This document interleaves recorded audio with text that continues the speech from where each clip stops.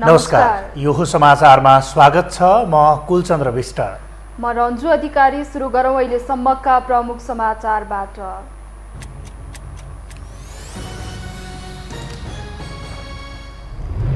संसद सचिवालयले दियो कांग्रेसलाई प्रमुख विपक्षी दलको मान्यता। देउवालाई विपक्षी दलको नेताको हैसियतको सेवा सुविधा उपलब्ध गराइने। राष्ट्रपति निर्वाचन समयमै गर्नुपर्नेमा कांग्रेसको जोड। संविधान र ऐनमा देखिएको अस्पष्टता हटाउनुपर्ने जिकिर। दलहरूले प्रतिष्ठाको विषय बनाउँदा राष्ट्रपति चयन पेचिलो बन्दै। संसदीय भूमिका प्रभावकारी बनाउन संघ र प्रदेश सभाबीच सहकार्यमा जोड। कानुनको अभावमा जनताको काममा अवरोध हुन नदिने सभामुख घिमिरेको प्रतिबद्धता। अमेरिकाको क्यालिफोर्नियामा गोली चल्दा कम्तीमा 10 जनाको मृत्यु, अन्य 10 जना घाइते। हात हतियार कानुनबारे अमेरिकामा पुनः बहस चल्दै। र म्याच फिक्सिङ आरोपित आदिल अन्सारी र महबुल आलम प्रहरी नियन्त्रणमा। म्याच फिक्सिङ र स्पट फिक्सिङको आधार फेला परेको प्रहरीको जानकारी।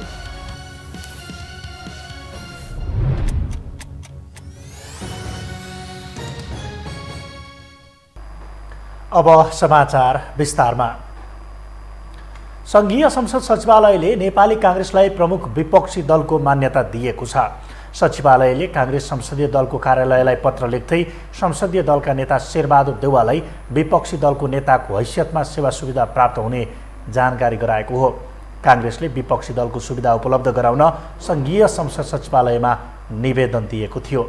कांग्रेसले गत पुस 26 गते प्रधानमन्त्रीमा पुष्पकमल दाहाल प्रचण्डलाई विश्वासको मत दिएपछि विपक्षी दल को हुने भन्नेबारे प्रश्न उठेको थियो। साथै नेपाल मजदुर किसान पार्टीले पनि प्रमुख विपक्षी दलको मान्यता दिन सचिवालयलाई निवेदन दिएको थियो।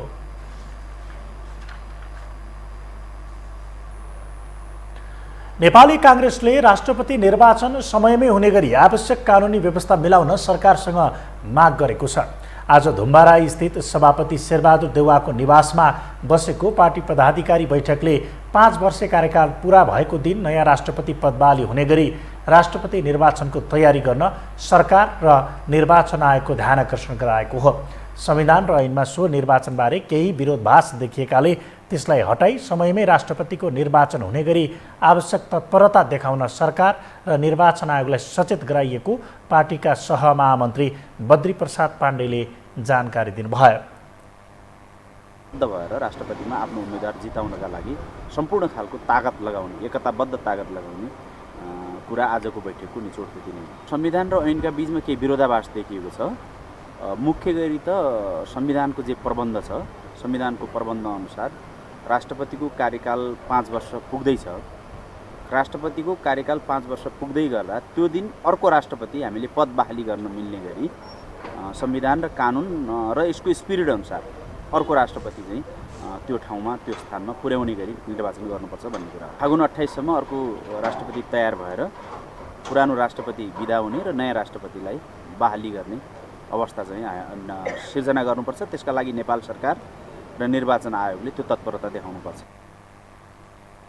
बैठकमा पार्टी सभापति देउवाले राष्ट्रपति निर्वाचनमा पार्टीको सम्पूर्ण शक्ति परिचालन हुने गरी एकताबद्ध हुन पार्टीका नेताहरूलाई सचेत गराउनु भएको थियो। नेपाली कांग्रेसले सत्तारूढ नेकपा माओवादी केन्द्रको साथ लिएर राष्ट्रपतिमा आफ्नो उम्मेदवार जिताउने रणनीति अख्तियार गरेको छ।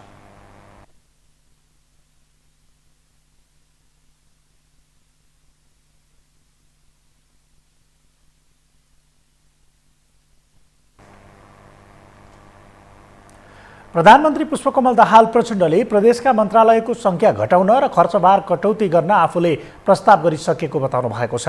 सोही अनुसार केही प्रदेशहरूमा मन्त्रालयको संख्या घटाइसकेको उहाँको भनाइ थियो। आज बिहान सुदूरपश्चिम प्रदेशका मुख्यमन्त्री राजेन्द्र सिंह रावलको नेतृत्वमा प्रदेशका मन्त्री, सांसद र नेताहरूको टोलीसँग कुरा गर्दै प्रधानमन्त्रीले प्रदेशको काममा केन्द्रले अनावश्यक हस्तक्षेप नगर्ने बताउनु भयो। प्रधानमन्त्रीले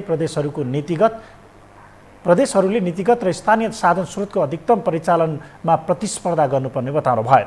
सो अवसरमा प्रधानमन्त्रीले आफू छिट्टै राष्ट्रिय गौरवका आयोजना र अन्य ठूला योजनाहरूको स्थलगत निरीक्षणमा निस्किने पनि बताउनु भयो। अब बाँकी समाचार।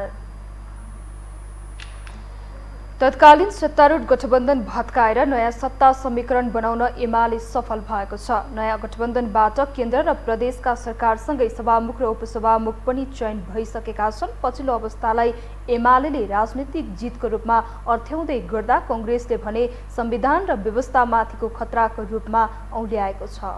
एक रिपोर्ट। निर्वाचनमा कुनै पनि दलले बहुमत ल्याउन नसकेपछि मिलिजुली सरकार बनाउनु सामान्य प्रक्रिया हो। संविधानले नै गठबन्धन संस्कृतिमा जोड दिएर मिश्रित निर्वाचन प्रणाली अपनाएकोले 2 वा 2 भन्दा बढी दल मिलेर सरकार बनाउनुको विकल्प छैन। तर निर्वाचनमा गएको गठबन्धन भत्किएर नयाँ सत्ता समीकरण बनेपछि नेपाली राजनीति फरक कोर्समा अगाडि बढेको छ। पछिल्लो अवस्थालाई एमाले राजनीतिक जितको रूपमा अर्थ्याएको छ। हो राष्ट्रपति त यस्तो महत्त्वपूर्ण चिज रहेछ भनेर सबैले रियाजु भएको छ। त्यसैले माग्दैमा चाहना राख्दैमा पाउने कुरा होइन। सत्ता साझेदारहरूको बीचमा जे सहमति भएको छ त्यो सहमति कार्यान्वयन हुन्छ र त्यो राष्ट्रपति नेकपा एमाले पठाएको नेकपा एमालेको भागमा पर्छ र नेकपा एमाले पठाएको व्यक्ति निर्वाचित हुन्छ। अघिल्लो निर्वाचनमा एमाले र माओवादी मिल्दा झण्डै 2/3 बहुमत नेकपाको थियो। तर त्यो बहुमतको सदुपयोग नेताहरूले गर्न सकेनन्। तत्कालीन नेकपाको विवादका कारण तत्कालीन प्रधानमन्त्री केपी ओलीले संसद विघटन गरेपछि नेकपा मात्रै होइन एमाले समेत विभाजित हुन पुग्यो, जसको कारण कांग्रेसको हातमा सत्ताको चाबी पुगेको थियो। ओलीले संसद भंग गरेपछि निर्माण भएको 5 दलीय गठबन्धन निर्वाचनपछिसम्म पनि कायम थियो। तर कांग्रेस र माओवादी केन्द्रको सत्ता मोहका कारण गठबन्धन टिक्न सकेन। एमाले सहित 7 दलको समर्थनमा माओवादी केन्द्रका अध्यक्ष पुष्पकमल दाहाल प्रचण्ड प्रधानमन्त्री बने। कोर्स करेक्सन भन्दै कांग्रेसले पनि प्रधानमन्त्रीलाई विश्वासको मत दिएको छ। कांग्रेस यो गठबन्धन जसरी पनि भत्काउन चाहन्छ। नेपाली कांग्रेसका नेताहरूले सत्तारूढ गठबन्धनलाई स्वार्थको समीकरण भनेका छन्। एमालेका अध्यक्ष ओलीका कारण संविधान, गणतन्त्र र संघीयता धरापमा परेको तर्क कांग्रेस नेताहरूको छ। त्यसैले नयाँ समीकरण बन्ने दाबी उनीहरूको छ। अहिले जसरी चाहिँ सत्ताधारी दल र त्यो पनि ओलीजीको संयोजनमा जसरी चाहिँ उम्मेदवारीहरू चाहिँ दिइराखेका छ, त्यसले चाहिँ संविधान माथि नै भोलि कुठाराघात हुने खतरा भएको हुनाले त्यसका प्रति हामीले खबरदारी गरेका छौँ। तर मूलभूत रूपमा अहिलेको परिवेशमा संविधानको माथि जुन खतरा फेरि चाहिँ प्रकट भएको छ, ओलीजीले जसरी प्रस्तुत हुनुभएको छ कि संसद विघटनको विषयलाई उहाँले प्रमुख विषय बनाउनु भएको छ। त्यस अर्थमा हामी यसमा जागरुक भएका हौँ र सबैको ध्यानाकर्षण गराएका हौँ। अब प्रधानमन्त्री पनि अब कहाँ उभिने, संविधान रक्षाको पक्षमा उभिने कि नउभिने उहाँमा निर्भर गर्दछ। संविधान र व्यवस्थाको जगेर्नाका लागि नयाँ समीकरण आवश्यक रहेको कांग्रेसको दाबी छ। आगामी राष्ट्रपतिको निर्वाचनसम्म नेपाली राजनीति नयाँ कोर्समा प्रवेश गर्ने कांग्रेस नेताहरूको जिकिर रहेको छ। राजनीतिक वृत्तमा सत्ताका कारण मिलेका एमाले र माओवादी सत्ताकै कारण विभाजित हुने विश्लेषण भइरहेको छ। प्रचण्डका लागि ओली भन्दा, एमाले भन्दा पनि ओली भन्दा, एमाले भनेको ओली भनेको एमाले, ओली भन्दा शेरबहादुर वा शेरबहादुरको जमात र अरू जमात धेरै कम्फोर्टेबल फिल हुन्छ होला। भावी षड्यन्त्रको लेखाजोखा पनि दलहरूले गरिरहेको राजनीतिक विश्लेषकहरू बताउँछन्। तर राजनीतिक कोर्स कता लैजाने भन्ने प्रचण्ड र ओलीकै हातमा छ। केन्द्रदेखि प्रदेशसम्मको सत्ता विभिन्न नियुक्तिका कारण पनि ओली गठबन्धन भत्किन नदिन जोड तोडले लागेका छन्। कांग्रेसको विश्वासको मतले प्रचण्डको बार्गेनिङ पावर पनि भत्तै बढाएको छ। यो हो टेलिभिजनका लागि पासाङ शेर्पाको रिपोर्ट। प्रतिनिधि सभा र प्रदेशसभा जनजीविकाको सवालमा खरो उत्रिन नसकेको आवाज उठिरहेको बेलामा 2 सदनबीच सहकार्यको आवश्यक रहेकोमा सरकारवालाहरूले जोड दिएका छन्। यसै परिपक्षमा कानूनको अभावमा जनताको काममा अवरोध हुन नदिन प्रदेशलाई सहजीकरण गर्ने प्रतिबद्धता सभामुख देवराज घिमिरेले जनाएका छन्। एक रिपोर्ट। प्रतिनिधि सभाका सभामुख देवराज घिमिरेले संसदीय भूमिकालाई प्रभावकारी बनाउन प्रतिनिधि सभा र प्रदेश सभाको बीचमा अनुभवहरूको आदान प्रदान हुनुपर्ने बताएका छन्। सोमबार नवनिर्वाचित सभामुखलाई बधाई तथा शुभकामना व्यक्त गर्न सिंहदरबार स्थित सभामुखको कार्यकक्षमा पुगेको स्पिकर्स फोरम नेपालका प्रतिनिधिहरूसँग कुरा गर्दै उनले संसदीय भूमिकालाई प्रभावकारी बनाउन आपसमा अनुभवहरूको आदान प्रदान हुनुपर्ने बताएका हुन्। त्यस्तै प्रदेश सभाले प्रतिनिधि सभाका कारण कतिपय ऐनहरू बनाउन नसकेको र कतिपय प्रदेशमा ऐन बन्न नसकेका कारण माथि अप्ठ्याराहरू सृजना भएको गुनासो आएको भन्दै ती कुराहरूको सम्बोधन गर्न आपसमा मिलेर अघि बढ्नुपर्ने बताएका हुन्। उनले ऐन कानूनहरू ठिक समयमा ठिक ढंगले बन्नुपर्ने बताए। कुनै पनि कानूनको अभावमा जनताको काममा अवरोध हुन नहुने उनले बताएका छन्। ऐनहरू बनाउँदाखेरि कतिपय माथिका कारणले तल ऐन नबनेका वा कतिपय तलै ऐनहरू नबनेर माथिलाई पनि केही अप्ठ्याराहरू कार्यान्वयनमा जान भएका यस्ता कुराहरूलाई कसरी मिलाउनुपर्छ आदि जस्ता कुराहरू सिकेर जाउँ र भावी दिनमा प्रभावकारी रोल हुन सकोस्, जसले गर्दा संसदको गरिमा माथि जान सकोस्, देशमा बनाउनु पर्ने ऐन कानुनहरू ठिक समयमा र ठिक ढङ्गबाट बन्न सकुन्, जसले के भनेदेखि जनताका अवरोध कुनै पनि कुराहरूले कानुनको अभावमा विधिको अभावमा हुन नपाओस्। सभामुख घिमिरेले संसदीय राजनीतिलाई राम्रो बनाउनका लागि स्पिकर्स फोरम नेपालको महत्त्वपूर्ण भूमिका हुनेमा विश्वास व्यक्त गरेका छन्। उनले स्पिकर्स फोरम नेपालको स्थापना हुनु नेपाली राजनीतिका लागि राम्रो कामको सुरुवात भएको बताए। संस्थाको विकासका निम्ति आफ्नो ठाउँबाट भूमिका खेल्ने उनको भनाइ छ। सभामुख घिमिरेलाई बधाई तथा शुभकामना व्यक्त गर्दै स्पिकर्स फोरम नेपालका संयोजक राजबहादुर शाहीले सभामुखले प्रदेशका सभामुखहरूसँग छलफल गर्दा आफूहरूलाई पनि समावेश गराउन आग्रह गरे। उनले पूर्व सभामुख तथा पूर्व उपसभामुखको रूपमा आफूहरूले हासिल गरेका अनुभवहरूको आगामी दिनमा सभा सञ्चालनमा सहयोग पुर्याउने बताए। संयोजक शाहीले सभामुखले संसदको गरिमा र महत्त्वलाई स्थापित गराउने अपेक्षा आफूहरूले गरेको बताए। विगतका चाहिँ भूतपूर्वहरू हामी एउटा संस्थागत रूपमा हामी थपिएका छौँ। हजुरहरूको इनिसिएसनमा प्रदेशलाई आफ्ना अनुभव सेयर गर्दाखेरि हामी पनि त्यसमा सँगै रहेर हाम्रा पनि अनुभवहरू राख्नलाई त्यो अवसर चाहिने जुड्नेछ। त्यसमा सम्माननीयज्यूको चाहिने पहल कदमी रहनेछ भन्ने हामीले अपेक्षा लगाएका छौँ। बागमती प्रदेश सभाका पूर्व सभामुख सानु कुमार श्रेष्ठले विगत 5 वर्षको अवधिमा प्रदेश सभाहरूले गरेका कामको समीक्षा हुनुपर्ने बताए। उनले प्रदेशमा बन्न बाँकी रहेका कानूनहरू बनाउनका लागि संघले पनि घचघचाउनु पर्ने बताए। त्यसमा चाहिँ अहिलेसम्म भयो गरेको कामहरूमा चाहिँ के उपलब्धि भयो, के कमजोरी भयो र अब आगामी दिनमा चाहिँ बन्न बाँकी कानुनहरू कति छ त, जसको सङ्घबाट बन्नुपर्ने, प्रदेशबाटै बनाउनु पर्ने, यी यावत मतलब चाहिँ कुराहरूलाई लिएर हामीले चाहिँ एउटा समीक्षा गर्नुपर्छ। उनले आगामी दिनमा छलफलहरू गर्दा आफूहरूलाई पनि समावेश गराउन र अनुभवहरूको आदान प्रदान गर्न अनुरोध गरे। प्रदेश सभाको भूमिकालाई लिएर प्रश्न उठिरहेको अवस्थामा प्रतिनिधि सभाको अनुभवबाट पनि पाठ सिकेर अघि बढ्न सकेमा उसको भूमिका थप प्रभावकारी हुने जानकारहरूको मत रहेको छ।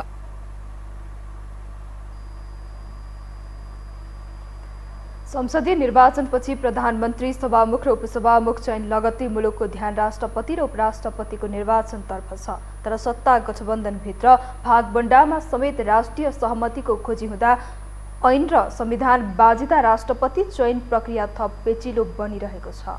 एक रिपोर्ट। संविधानको धारा 63 को उपधारा 1 मा राष्ट्रपतिको पदावधि निर्वाचित भएको मितिले 5 वर्षको हुने व्यवस्था छ। यस्तो 5 वर्ष कार्यकाल निर्वाचित मितिबाट प्रारम्भ हुन्छ। त्यस्तै उपधारा 2 को व्यवस्था बमोजिम निर्वाचित भएको राष्ट्रपतिको पदावधि समाप्त भएको राष्ट्रपतिले अर्को निर्वाचित राष्ट्रपतिले पदभार नसम्हालेसम्म संविधान बमोजिमको कार्य सम्पादन गर्न पाउने संवैधानिक व्यवस्था समेत गरेको छ। तर यता राष्ट्रपति तथा उपराष्ट्रपति निर्वाचन सम्बन्धी ऐनको दफा 4 को उपदफा 1 अनुसार राष्ट्रपतिको पदावधि सकिनुभन्दा कम्तीमा 1 महिना अघि नै निर्वाचन हुने गरी मिति तोक्नुपर्ने उल्लेख गरिएको छ। राष्ट्रपति विद्यादेवी भण्डारी 2074 फागुन 29 गते दोस्रो कार्यकालका लागि निर्वाचित भएकी थिइन्। निर्वाचन भएकै दिनदेखि कार्यकाल सुरु हुने भएकाले राष्ट्रपति भण्डारीको पदावधि फागुन 28 मा सकिँदैछ। ऐन अनुसार माघ 28 भित्र राष्ट्रपतिको निर्वाचन गरिसक्नुपर्ने कानूनी बाध्यता छ। ऐन अनुसार निर्वाचन गर्ने हो भने 1 महिना देशमा 2 जना राष्ट्रपति हुने देखिन्छ।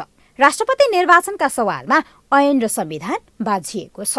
यसको फाइदा दलहरूलाई मिलेकै छ। देशकै सर्वोच्च पद राष्ट्रपतिमा शीर्ष सबै राजनीतिक दलको दाबी छ। भागबण्डा मिले पनि राष्ट्रिय सहमतिको सकसमा रहेको सत्ता गठबन्धनलाई फाइदा भएको छ। सरकार र निर्वाचन आयोगलाई राष्ट्रपति निर्वाचनका सवालमा कडी कडाउ नहुँदा थप हाइसन्चो बनाइदिएको छ। संविधानमा राष्ट्रपति निर्वाचन भएदेखि नै राष्ट्रपतिले शपथ ग्रहण गर्ने र चाहिँ तुरुन्तै निर्वाचन भएपछि राष्ट्रपतिले चाहिँ तपाईँको पदभार ग्रहण गर्ने खालको कन्सेप्टबाट संविधान ड्राफ्ट भएको चाहिँ छ। अब ऐनमा के ड्राफ्ट भइदियो त भन्दाखेरि चाहिँ तपाईँको राष्ट्रपतिको पदावली खाली हुनुभन्दा 1 महिना अगाडि नै निर्वाचन गरिसक्नुपर्छ भनेर भन्छ।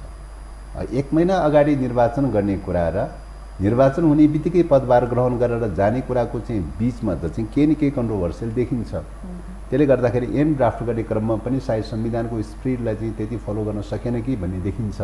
यता प्रधानमन्त्री पुष्पकमल दाहाल प्रचण्डलाई विश्वासको मत दिएर राष्ट्रपति पद हत्याउने रणनीतिमा रहेको नेपाली कांग्रेसले भने राष्ट्रपति निर्वाचन समयमै हुने गरी आवश्यक कानूनी व्यवस्था मिलाउन सरकारसँग माग गरेको छ। संविधान र ऐनमा सो निर्वाचनबारे केही विरोधाभास देखिएकाले त्यसलाई हटाई समयमा नै राष्ट्रपतिको निर्वाचन हुने गरी आवश्यक तत्परता देखाउन सरकार र निर्वाचन आयोगको ध्यानाकर्षण गराएको हो। भएर राष्ट्रपतिमा आफ्नो उम्मेदवार जिताउनका लागि सम्पूर्ण खालको ताकत लगाउने, एकताबद्ध ताकत लगाउने कुरा आजको बैठकको निचोड त्यति नै। संविधान र ऐनका बीचमा केही विरोधाभास देखिएको छ। मुख्य गरी त संविधानको जे प्रबन्ध छ, संविधानको प्रबन्ध अनुसार राष्ट्रपतिको कार्यकाल 5 वर्ष पुग्दैछ।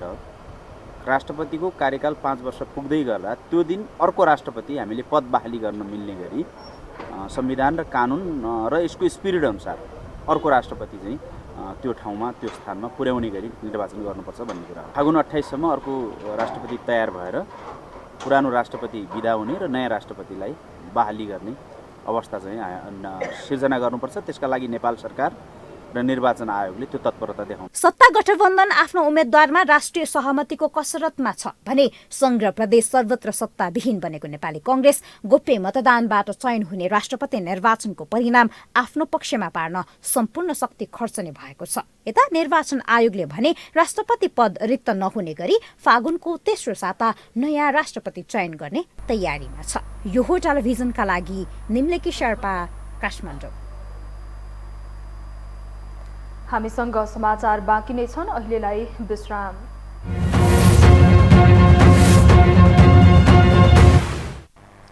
विश्रामपछि यो हो समाचारमा स्वागत छ। अब बाँकी समाचार। नयाँ शैक्षिक सत्रको सिजन नजिकिएसँगै पाठ्यपुस्तक समयमै उपलब्ध हुनेमा विद्यार्थी, शिक्षक र अभिभावक ढुक्क हुन सकिरहेका छैनन्। विगतको नियतिलाई मध्यनजर गर्दै संसदीय समितिले भने आगामी शैक्षिक सत्रमा समयमै सबै विद्यालयहरूले पाठ्यपुस्तक पाउने गरी व्यवस्था मिलाउन सरकारलाई निर्देशन दिएको छ। एक रिपोर्ट। संघीय संसद राष्ट्रिय सभा अन्तर्गतको दिगो विकास तथा सुशासन समितिको सोमबार सिंहदरबारमा बसेको बैठकले आगामी शैक्षिक सत्रका लागि पाठ्य पुस्तक उपलब्ध हुने कुराको सुनिश्चित गर्न शिक्षा, विज्ञान तथा प्रविधि मन्त्रालयलाई निर्देशन दिएको छ। सम्बन्धित मन्त्रालय र मातहतका निकायहरूसँग गहन छलफल गरी समयमा विद्यालयहरूले पाठ्य पुस्तक पाउने कुराको सुनिश्चित गर्न सरकारलाई निर्देशन गरिएको समितिका सभापति प्रकाश पन्थले जानकारी दिनुभयो। र आगामी शैक्षिक सत्रमा सबै विद्यार्थीहरूले समयमै पाठ्यपुस्तक पाउने कुराको सुनिश्चितता गर्नको लागि चाहिँ हामीले शिक्षा, विज्ञान तथा प्रविधि मन्त्री माननीय शिशिर खनालज्यू समेतलाई मन्त्रालयलाई सम्बन्धित निकायहरूलाई हामीले निर्देशन जारी गर्यौँ।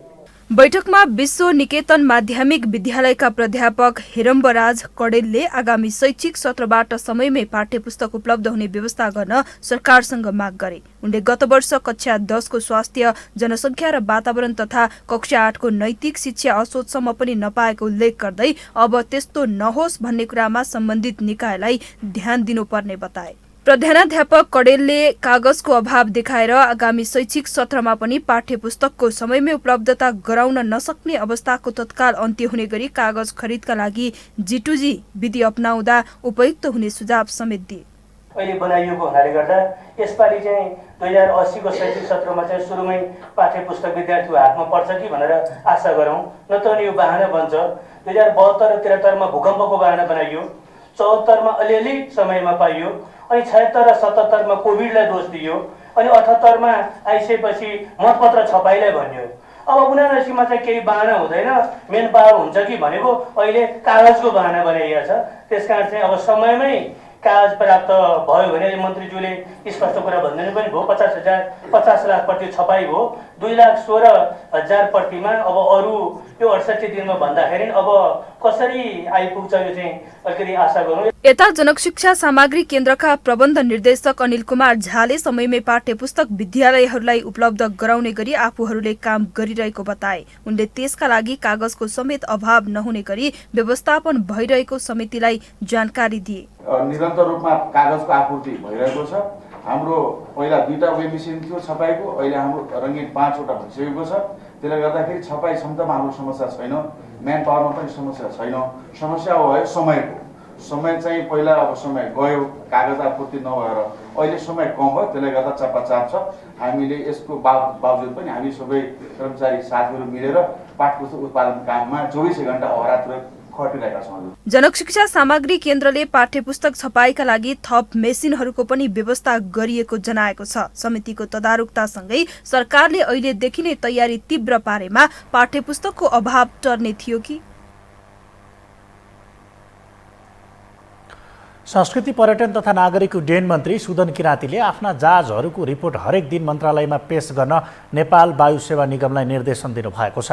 कुन जहाज कति बजे कहाँ डिले भयो भन्ने सम्मको रिपोर्ट आफूलाई हरेक दिन बुझाउन निगमलाई पदाधिकारीलाई मन्त्री किराँतीले कडा निर्देशन दिनुभएको हो। उहाँले निगमको समस्या समाधान हुने गरी बिजनेस प्लान तत्काल बनाएर आफू समक्ष पेश गर्न पनि निगमका पदाधिकारीहरूलाई सचेत गराउनु भयो।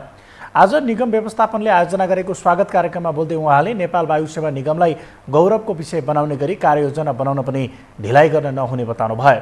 यदि त्यसो गर्न नसक्ने हो भने निगम पदाधिकारीहरूले तत्काल राजीनामा दिनुपर्ने पनि मन्त्री किराँतीले स्पष्ट पार्नुभयो। एक दिन यो निगमको रिपोर्ट अब हामीलाई मन्त्रालयमा चाहिन्छ।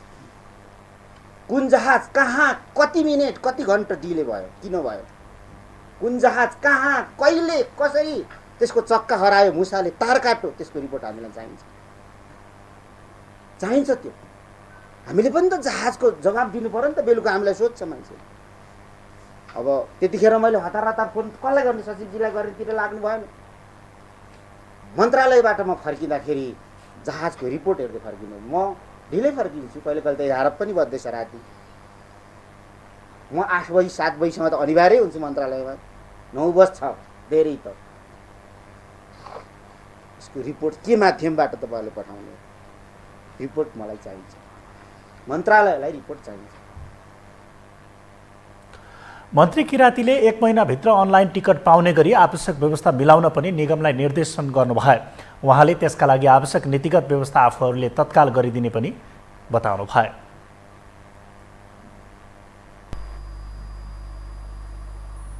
अब बाँकी समाचार।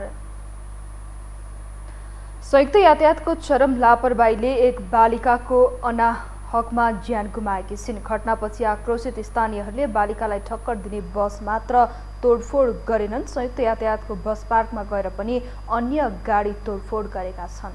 एक रिपोर्ट।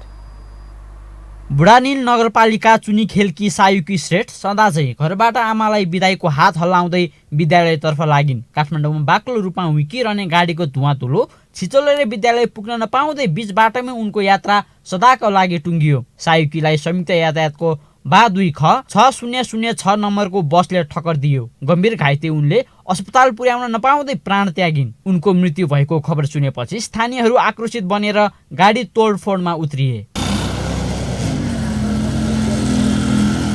आमा बुबा यति बेला आफ्नो एक सन्तान गुमाउँदा मूर्छित छन्। झन् आमा सपना श्रेष्ठको अवस्था शब्दमा बयान गर्न नसकिनेछ।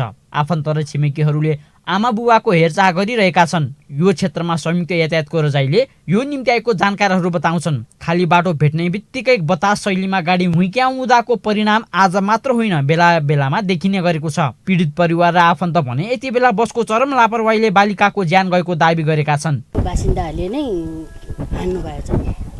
गाडी पनि यहाँ त ऐना अगाडि मात्रै फुट्याट्यो, त्यहाँ त ऐना छैन केही छैन भनेर सुने मैले। कुनै त खालीहरू त दौडाउँछ, पनि थिएन, छटपट नै थिएन, यस्तो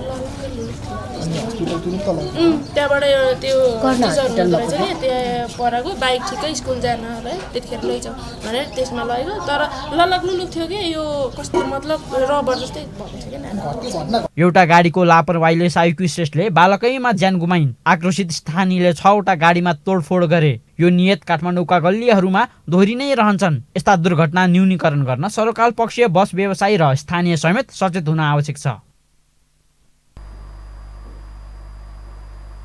जनकपुर धामका 2 युवाको भारतमा अपहरणपछि हत्या भएपछि परिवारले जिल्ला प्रहरी कार्यालय धनुषामा विरोध प्रदर्शन गरेका छन्। मृतकका आफन्त र स्थानीयहरूले आफूले मृत्यु हुनुभन्दा पहिला नै प्रहरीलाई खबर गरे पनि प्रहरी प्रशासनले आवश्यक चासो नदिएको भन्दै विरोध जनाएका हुन्। 14 दिन अगाडिदेखि सम्पर्कविहीन भएका जनकपुर धाम उपमहानगरपालिका वडा नम्बर 8 का 21 वर्षका रोहित शाह र वडा नम्बर 13 निवासी वर्ष 22 का विष्णु शाहको अपहरणपछि भारतमा हत्या भएको थियो। प्रहरीले पीडित पक्षले कुनै रिपोर्ट नगरेका कारण खोज्न गाह्रो भयो भनेर झुटो कुरा गरिरहेको बताएको छ। तर अपहरणकारीले पठाएको रेकर्ड अडियो हरेक पटक प्रहरीलाई दिएको पीडित पक्षको भनाइ छ।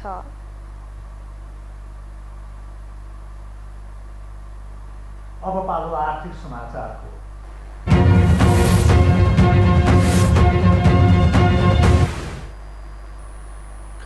उपप्रधान एवं अर्थमन्त्री विष्णुप्रसाद पौडेलले पछिल्ला दिनहरूमा बैंकको ब्याजदर क्रमशः कम हुँदै जाने सङ्केतहरू देखिएको बताउनु भएको छ। सोमबार ललितपुरमा नेपाल उद्योग वाणिज्य महासङ्घले आयोजना गरेको लघु घरेलु साना तथा मझौला उद्योग सम्मेलनलाई सम्बोधन गर्दै उहाँले बैंकहरूको ब्याजदर कम हुँदै गएकाले यसको तीव्रताका लागि आफूहरू लागेको बताउनु भयो। उहाँले महँगो ब्याजदरलाई सीमाभित्र राख्नुपर्छ भन्ने सरकारको सोच भए पनि ब्याजदर र मुद्रास्फीतिको सम्बन्ध हुने बताउनु भयो। अर्थमन्त्री पौडेलले निजी क्षेत्रले वित्तीय क्षेत्रमा पहुँचको माग गरेको भन्दै त्यसमा भएका कमीहरू र समाधानका उपायहरू सरकारलाई दिन आग्रह गर्नुभयो।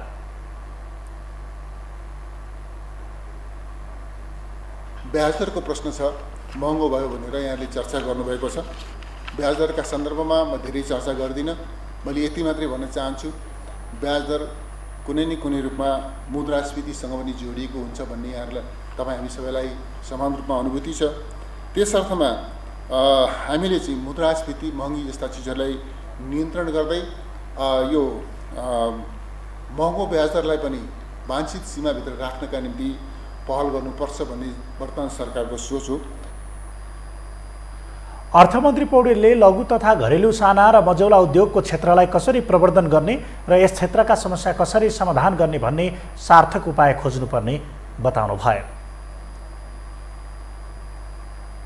साताको पहिलो कारोबार दिन नेप्से परिसूचकमा गिरावट आएको छ। सोमबार नेप्से 13.71 अङ्कले घटेर 2165.10 बिन्दुमा झरेको छ। त्यस्तै सेन्सिटिभ इन्डेक्स 0.05 अङ्कले घटेको छ भने फ्लोट इन्डेक्स 0.91 अङ्क र सेन्सिटिभ फ्लोट इन्डेक्स 0.65 अङ्कले घटेको छ। सोमबार कारोबारमा आएका 257 कम्पनीको 1,07,59,000 किता सेयर 3,86,40,00,000 रुपियाँ बराबरको खरिद बिक्री भएको छ। सोमबार नेप्सेसँग कारोबार र कम्पनी घटेको छ। अघिल्लो कारोबार दिन करिब 5 अर्बको सेयर खरिद बिक्री भएको थियो। हामीसँग अन्तर्राष्ट्रिय र खेलकुद समाचार बाँकी नै छन्। अहिलेलाई पुनः विश्राम।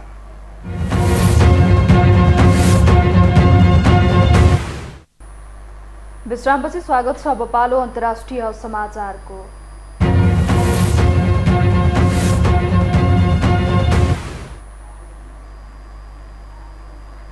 अमेरिकाको क्यालिफोर्नियामा एक बन्दुकधारीले अन्धाधुन्दा गोली प्रहार गर्दा 10 जनाको ज्यान गएको छ। क्यालिफोर्नियाको एस एन्जलस शहरको एक डान्स क्लबमा गोली चल्दा 10 सर्वसाधारणको मृत्यु भएको हो। एक रिपोर्ट। अमेरिकाको क्यालिफोर्निया मोन्टेरी पार्कको एक व्यापारिक परिसरमा गोली चल्दा कम्तीमा 10 जनाको मृत्यु भएको छ। लस एन्जलस काउन्टी शेरिफ विभागले गोलाबारीका संदिग्ध पुरुष रहेको जानकारी दिएको छ। नववर्षको अवसरमा आयोजित एक मेलाको अवसरमा व्यापारिक परिसरमा हजारौं मानिसहरू भेला भएका थिए। सामाजिक सञ्जालमा देखा परेको भिडियोमा लस एन्जलसबाट 13 किलोमिटर पूर्वमा पर्ने उक्त शहरमा ठूलो संख्यामा प्रहरी उपस्थित भएको देखिन्छ। महोत्सव राति 9 बजे सकिने गरी तय भएको थियो। विशेष तालिम प्राप्त अधिकारीहरूले भ्यानको झ्याल फुटाएर हेर्दा उनी आफैले गोली हानेर मृत अवस्थामा भेटिएका थिए। प्रहरीले ती व्यक्ति 72 वर्षका एसियाली मुलुकका पुरुष रहेको र उनको साथबाट सेमी अटोमेटिक पिस्तोल बरामद भएको बताएको छ।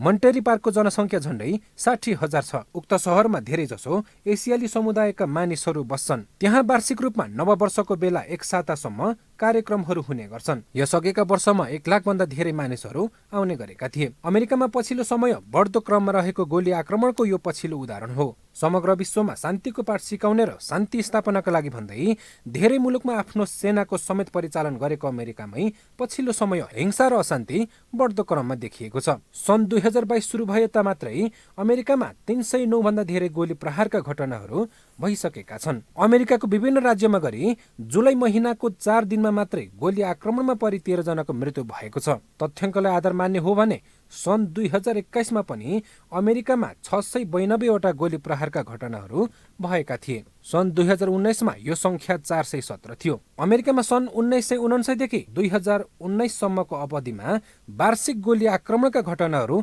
स्थिर जस्तै देखिन्छ। तर त्यस यता भने यो संख्यामा उल्लेख्य वृद्धि भएको छ। अमेरिकामा कानुनी रूपमा नै बन्दुक राख्न पाइने नियम भएकाले पनि गोली प्रहारका घटनाहरू बढेको विश्लेषकहरूको तर्क छ। विशेष गरी भर्खरका युवाहरूले बन्दुक राख्न पाउनुले पनि यस्तो घटना हुने गरेको अनुसन्धानहरूले देखाएको छ। अमेरिकामा सन् 2022 मा गोली लागेर 44,000 भन्दा बढीको मृत्यु भएको थियो। यो हो टेलिभिजनका लागि मिङमा शेर्पा, काठमाडौँ।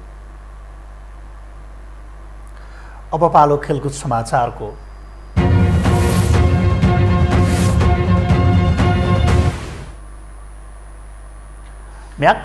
म्याच फिक्सिङ गरेको आरोपमा केन्द्रीय अनुसन्धान ब्युरोले 2 जना नेपाली क्रिकेट खेलाडीलाई नियन्त्रणमा लिएको छ। नेपाली क्रिकेट टोलीका पूर्व राष्ट्रिय खेलाडी महबुब आलम र अहिलेका राष्ट्रिय खेलाडी आदिल अन्सारीलाई नियन्त्रणमा लिएको हो। नेपाल टी20 लिग क्रिकेट प्रतियोगिताको म्याच फिक्सिङ र स्पट फिक्सिङ गरेको आरोप उनीहरूमाथि छ। आदिलले लिगमा जनकपुर रोयल्सबाट खेलेका थिए भने आलम भने कुनै टिमको सदस्य थिएनन्। नेपाल क्रिकेट संघले भारतीय कम्पनी 73 स्पोर्ट्ससँगको साझेदारीमा गत पुस 8 गतेदेखि पहिलो संस्करणको टी20 लिग प्रतियोगिता गरेको थियो। सो प्रतियोगितामा म्याच फिक्सिङका आधारहरू फेला परेपछि केन्द्रीय अनुसन्धान ब्युरोले छानबिन गरिरहेको छ। खेलकुद समाचारसँगै हामी यो समाचारको अन्त्यमा आइपुगेका छौँ। बिदा हुनु अघि प्रमुख समाचार पुनः एकपटक।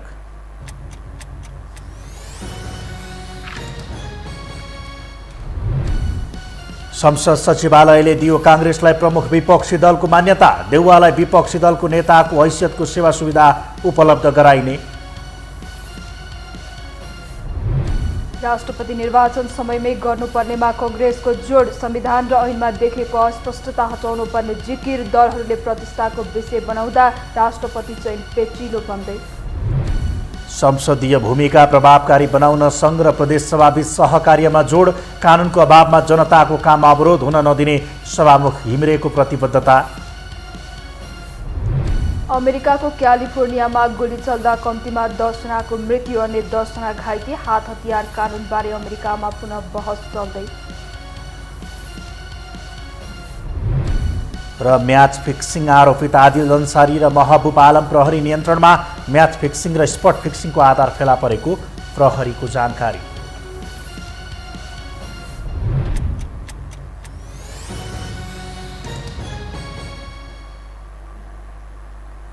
हवस् त, यो हो समाचार सकियो। समाचार बुलेटिनका साथै यो हो टेलिभिजनका सम्पूर्ण कार्यक्रम yoho.television.com, yohokhबर.com, युट्युब र फेसबुकमा पनि पढ्न र हेर्न सक्नुहुनेछ। मोबाइलमा यो हो टिभी एप डाउनलोड गरी हामीलाई प्रत्यक्ष हेर्न सक्नुहुनेछ। तथ्य सहितको निष्पक्ष समाचार तथा मनोरञ्जनका लागि हेर्दै रहनुहोला यो हो टेलिभिजन। नमस्कार।